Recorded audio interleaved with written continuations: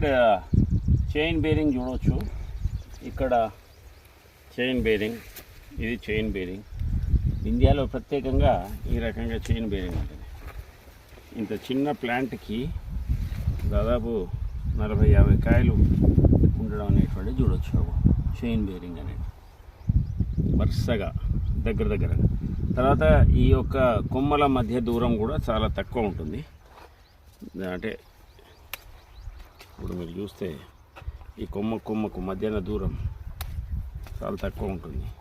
అలాగే కాయల సంఖ్య కూడా బాగా ఎక్కువ ఉంటుంది. చిన్న ప్లాంట్ అయినా కానీ తక్కువ రోజులలో ఆకు రసం పీల్చే పురుగు తక్కువగా ఉండి చైన్ బేరింగ్ ఉన్నటువంటిది మీరు చూడవచ్చు. ఇక్కడ వింధ్య, వెరైటీ పేరు వింధ్య.